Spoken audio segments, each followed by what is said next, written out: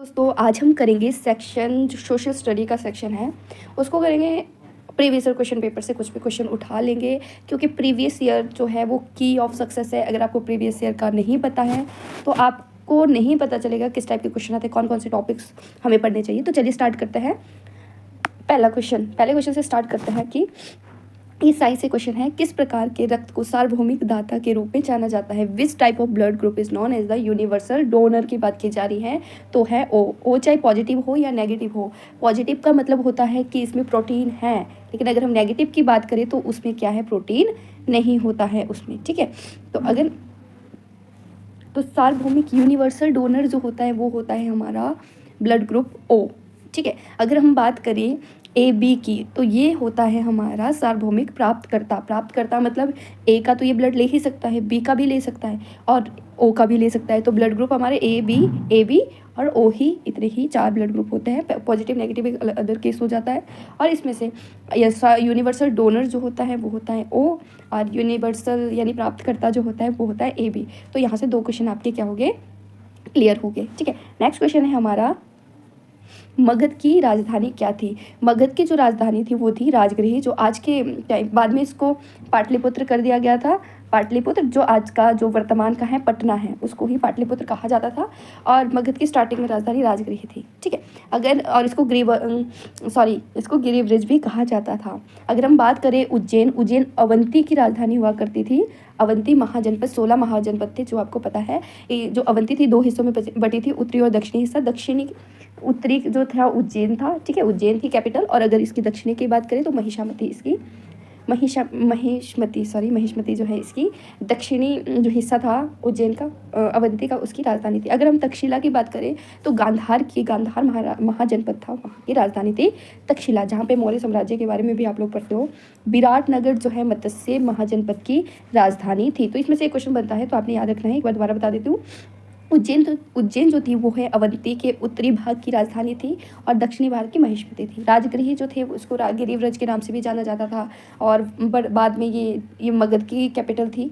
ठीक है, और पाटलिपुत्र बाद में इसका नाम स्थानांतरित कर दी गई थी, जो वर्तमान का पटना शहर है। तक्षशिला जो थी वो थी हमारी गांधार की कैपिटल, और विराटनगर जो है मत्स्य का महाजनपद की कैपिटल थी।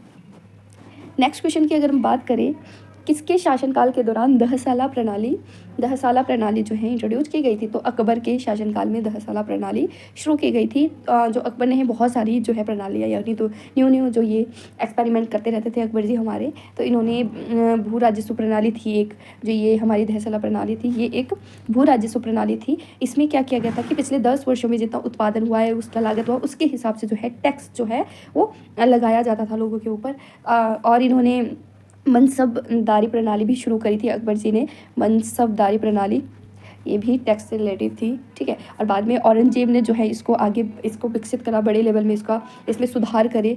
और अगर हम बात करें, इन्होंने जब्ती प्रणाली इन्होंने शुरू की है अकबर जी ने। और दीन ए इलाही जो है 1582 में इन्होंने दीन ए इलाही नाम का एक न्यू जो है रिलीजन जो है इन्होंने ऑब्जर्व किया, क्योंकि ये पढ़े लिखे नहीं थे। तो इन्होंने हर एक अलग अलग रिलीजन के लोगों को, जो बड़े बड़े जैसे प्रीस्ट होते हैं हमारे, जो चर्च के थे, मंदिरों के थे, जो अलग अलग धर्म के लोग थे, जो महान ज्ञाता थे, उनको कलेक्ट करके उनके जो भी इनको ज्ञान जो समझ आए, इन्होंने उसके बेस पे एक दीन इलाही जो है एक धर्म या, और इन्होंने किसी को भी मजबूर नहीं करा। ये क्या करते थे, जिनको मानना है वो मानो, जिनको नहीं माना है किसी के ऊपर ज़बरदस्ती नहीं है। ठीक है, तो जो दहसाला प्रणाली थी अकबर द्वारा इंट्रोड्यूस की थी और बाद में औरंगजेब के द्वारा इसमें बहुत ज़्यादा सुधार किए गए थे। ठीक है, नेक्स्ट हमारा क्वेश्चन आता है, ये कंप्यूटर से क्वेश्चन दे दिया गया है। How many bytes are there in 1 bite.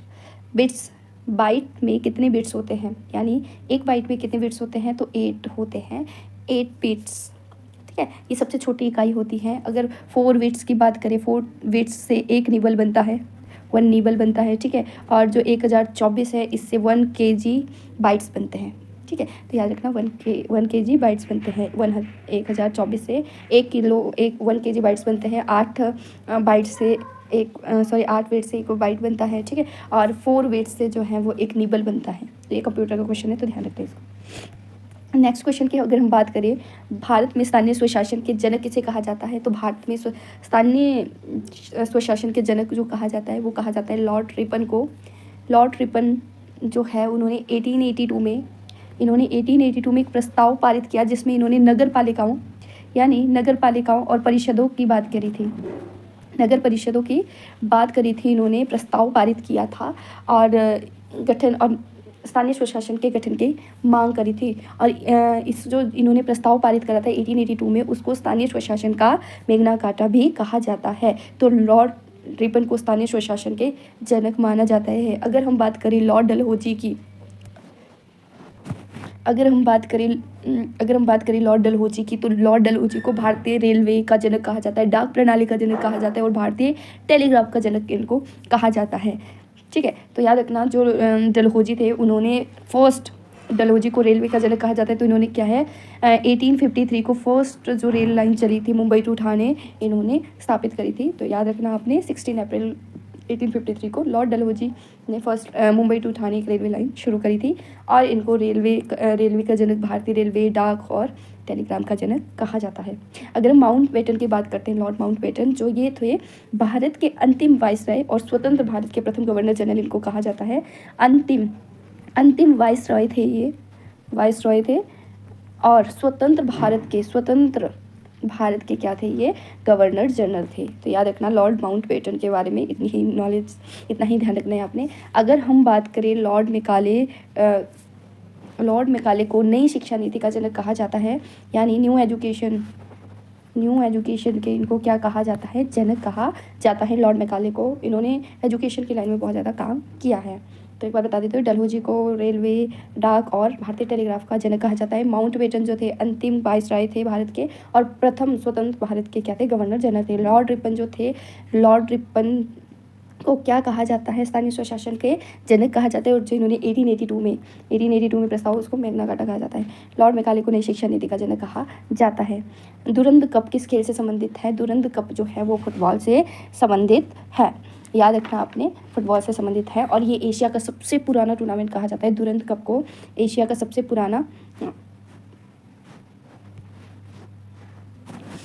दुरंत cup जो है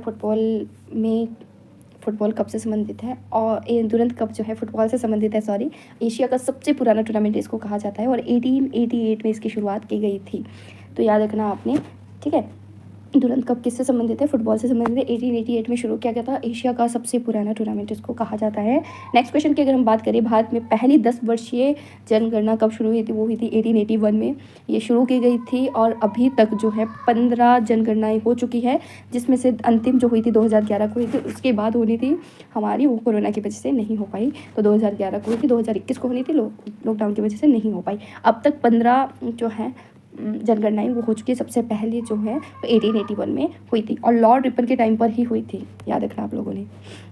अगला आता है अंटार्कटिका में भारत के दूसरे स्थानीय जो अनुसंधान केंद्र का नाम क्या है, what is the name of the Indian second permanent research centre in Antarctica. तो ये था मैत्री। याद रखना मैत्री 2 को भी लॉन्च करने की अभी बात चल रही है। फर्स्ट था हमारा दक्षिण गंगोत्री, वो 1983 में स्थापित किया गया था और इसके बाद सेकंड जो है 1889 में इसकी स्थापना की गई है मैत्री की। और यहीं पर मैत्री के आसपास ही प्रियदर्शनी नामक मीठे पानी की झील भी है इंडियन की।